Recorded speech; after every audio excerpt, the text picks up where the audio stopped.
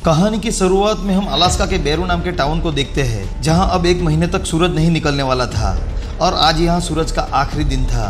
30 दिन के अंधेरे में कोई नहीं रहना चाहता था, इसीलिए ज्यादातर लोग टाउन छोड़ के जा रहे थे। इधर एक अजनबी आदमी भी था जो एक बड़े से जहाज से इस टाउन के पास आया था। अब हम 2 पुलिस वाले को देखते हैं जिनका नाम एबिन और बिली है। वो देखते हैं कि किसी ने शहर के सारे सैटेलाइट फोन को जला दिया था। वो दोनों सोच में पड़ जाते हैं कि ये सब किसने किया होगा। फिर वो दोनों वहाँ से निकल जाते हैं। अब हम एबिन की वाइफ स्टेला को देखते हैं, जिसने एबिन को बहुत पहले ही छोड़ दिया था। वो अलास्का फायर डिपार्टमेंट में काम करती है और काम की वजह से ही वो बेरू टाउन में आई थी।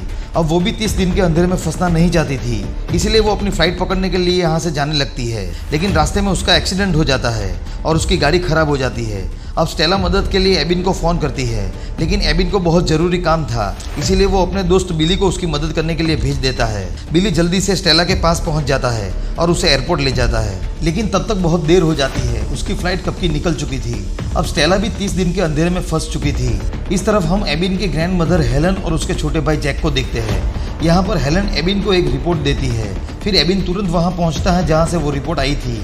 वहाँ उसे कार्टर और विल्सन मिलते हैं। एबिन को पता चलता है कि किसी ने विल्सन के हेलीकॉप्टर को खराब कर दिया है। मतलब यहाँ पर जरूर कोई है जो नहीं चाहता कि कोई टाउन से बाहर जाए। इसके बाद हम एक मोटे आदमी को देखते हैं। वो अपना काम कर रहा था, तभी उसे बाहर से अजीब सी आवाज़ सुनाई देती है। वो चेक करने के लिए बाहर आता है, तभी उसे बहुत अजीब दिखने वाले लोग घेर लेते हैं और उसे मारकर उसका खून पी जाते हैं। मतलब ये सभी वैम्पायर्स थे। इस तरफ एक रेस्टोरेंट में हम उसी अजनबी इंसान को देखते हैं जो रेस्टोरेंट के वर्कर के साथ बदतमीजी कर रहा था और उससे कच्चा मीट मांग रहा था। तभी एबिन वहाँ पर आ जाता है और उस अजनबी को वहाँ से स्टेशन ले जाकर लॉकअप में बंद कर देता है। फिर एबिन उस अजनबी से पूछताछ करता है, पर वो अजनबी कुछ भी बताने को तैयार नहीं था। तभी अचानक वहाँ पर कंप्यूटर बंद हो जाता है।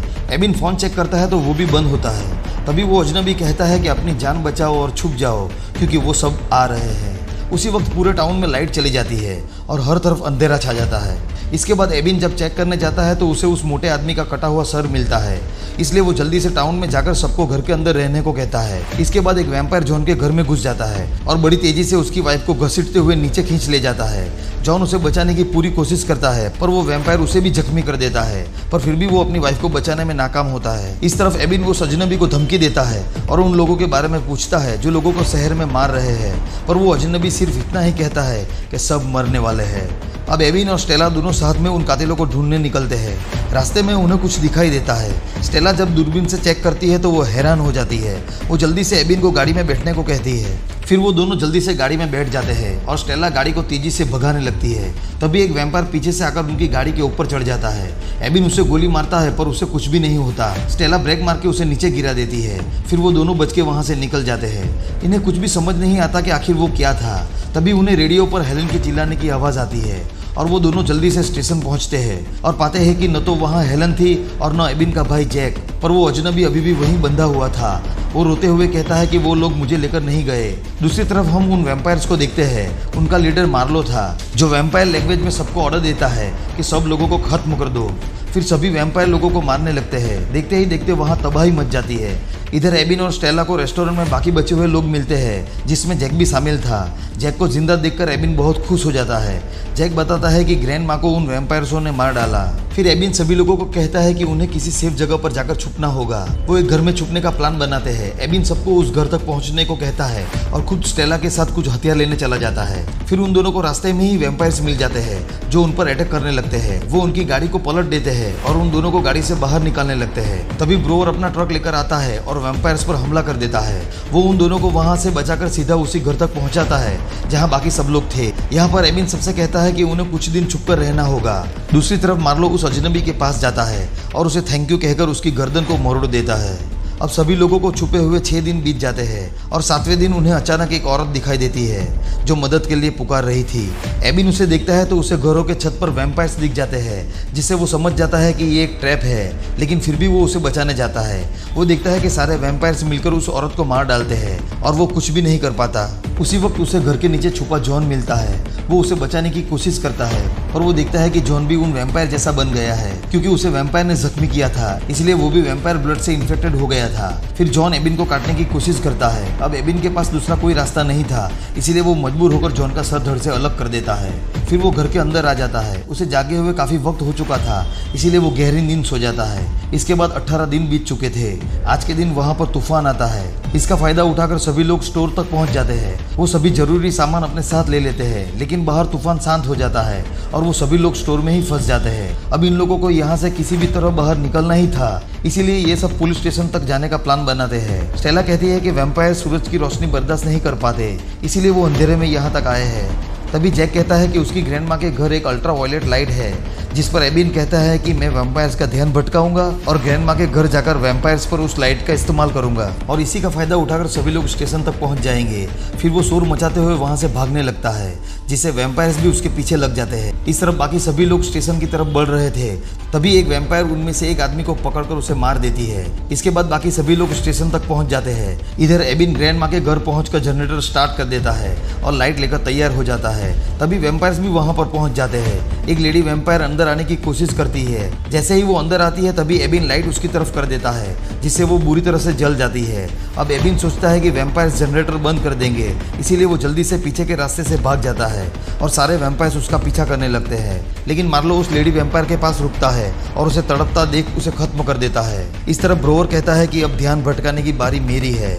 फिर वो एक जेसीबी लेकर वैम्पायर्स के ऊपर हमला कर देता है और जब उसके पास कोई भी रास्ता नहीं बचता तो वो एक बड़े धमाके से खुद को और सारे वैम्पायर्स को मारने की कोशिश करता है, पर वो जिंदा बच जाता है। तभी वहाँ मार्लो आता है। वो ब्रोवर से कहता है कि जब किसी इंसान का पाला ऐसी चीज से पड़ता है जिसे वो मार नहीं सकता तो वो खुद को ही मारने लगते हैं। ये कहकर वो उसका सर कुचलकर वहां से निकल जाता है। दूसरी तरफ एबिन भी स्टेशन तक पहुंच जाता है, जहां उसे पता चलता है कि कार्टर भी वैम्पायर बनने वाला है। कार्टर खुद को मारने की बात कहता है। एबिन मजबूर होकर उसे अकेले ले जाकर उसे मार डालता है। फिर 27वें दिन कोई एक घर से लाइट से सिग्नल देने की कोशिश कर रहा है। एबिन वहां जाता है तो पाता है कि वो कोई और नहीं बल्कि उसका दोस्त बिली है, लेकिन उसने अपनी फैमिली को मार दिया था। वो अपने आप को भी मारने वाला था, लेकिन गन जैम हो गई थी, इसीलिए वो खुद को नहीं मार पाया। एबिन को उस पर बहुत गुस्सा आता है। वो उसे कहता है कि तुम्हें अपनी फैमिली को बचाना था, मारना नहीं। फिर एबिन और स्टेला बिली को स्टेशन ले जाते हैं। वो देखते हैं कि स्टेशन पर कोई भी नहीं है। एबिन सोचता है कि शायद वो लोग किसी और जगह छुप गए हो। फिर वो भी छुपते छुपते आगे बढ़ते हैं। तभी उन्हें वहाँ पर एक छोटी लड़की दिखाई देती है, जिसके पीछे पीछे एक वैम्पायर भी आ रहा था। लेकिन फिर भी स्टेला बाहर आकर उस लड़की को अपने साथ ले लेती है। इससे वैम्पायर उसके पीछे आता है, इसीलिए एबिन स्टेला को वहाँ से भेज देता है और वैम्पायर का ध्यान भटकाता है। अब यहाँ पर वो तीनों अलग हो जाते हैं। एबिन किसी तरह उस जगह पहुँच जाता है जहाँ बाकी लोग छुपे थे, पर स्टेला वहाँ नहीं होती। बिली भी वहाँ पहुँच जाता है, पर एक वैम्पायर उसका पीछा करते हुए वहाँ पर आ जाता है। वो बिली पर हमला कर देता है। एबिन और सभी उसे बचाने की कोशिश करते हैं, पर वो वैम्पायर सब पर भारी पड़ता है। वो एबिन को मारने ही वाला होता है। तभी बिली उस वैम्पायर को मशीन में धक्का दे देता है, पर बिली का हाथ भी उस मशीन से कट जाता है। फिर बिली भी वैम्पायर बनने वाला होता है, इसीलिए मजबूर होकर एबिन उसे खत्म कर देता है। अब आज आखिरी रात थी, यानी 30वां दिन था और किसी भी तरह इन्हें इन आदमखोरों से बचना था। इधर मार्लो सभी वैम्पायर से कहता है कि हमें यहाँ हमारे वजूद का एक भी सबूत नहीं छोड़ना है, इसीलिए पूरे टाउन को आग लगा दो ताकि इंसान को पता ही नहीं चले कि असल में हमारे जैसे वैम्पायर्स भी है। इसके बाद एबिन स्टेला से वॉकी टॉकी से बात करता है। स्टेला कहती है कि वो एक कार के नीचे छुपी हुई है। एबिन उस कार को देख लेता है, लेकिन तभी सारे वैम्पायर्स ऑयल की पाइपलाइन को तोड़ देते हैं, जिससे पूरे टाउन में ऑयल फैल जाता है और मार्लो वहां पे आग लगा देता है। फिर पूरा टाउन आग की लपेट में आ जाता है। एबिन को पता था कि अब स्टेला के पास बचने का कोई रास्ता नहीं है, क्योंकि वो अगर वहीं छुपी रही तो जलकर मारी जाएगी और अगर बाहर निकली तो वैम्पायर्स उसे मार डालेंगे। अब एबिन के पास भी कोई रास्ता नहीं था, इसलिए वो मजबूर होकर एक बड़ा और अहम फैसला लेता है। वो बिली की बॉडी से एक इंजेक्शन में खून लेता है और अपने अंदर इंजेक्ट कर लेता है। वो अच्छी तरह से जान गया है कि इन वैम्पायर्स को मारने के लिए खुद वैम्पायर ही बनना पड़ेगा। देखते ही देखते वो वैम्पायर बन जाता है। फिर वो बाहर जाकर मार्लो से लड़ने लगता है। तभी एबिन स्टेला को वहां से निकलने को कहता है और स्टेला वहां से निकल जाती है। फिर मार्लो एबिन को बहुत बुरी तरह से मारता है, पर लास्ट में जैसे ही मार्लो एबिन को मारने के लिए उस पर जंप करता है तो एबिन अपना हाथ उसके मुंह के आर पार कर देता है, जिससे मार्लो वहीं पर अपना दम तोड़ देता है। मार्लो को मरा हुआ देख बाकी सभी वैम्पायर्स पीछे हट जाते हैं और यहाँ से जाने लगते हैं। अंत में एबिन और स्टेला साथ बैठकर सूरज को निकलता हुआ देखते हैं। जैसे ही सूरज की रोशनी एबिन पर पड़ती है वो जलने लगता है और स्टेला की बाहों में वो अपना दम तोड़ देता है। मूवी का यहाँ अंत होता है। दोस्तों, अगर आपको ये वीडियो पसंद आया हो तो वीडियो को लाइक और चैनल को सब्सक्राइब जरूर कर देना। मैं मिलूंगा नई कहानी के साथ, तब तक के लिए take care, goodbye and thank you.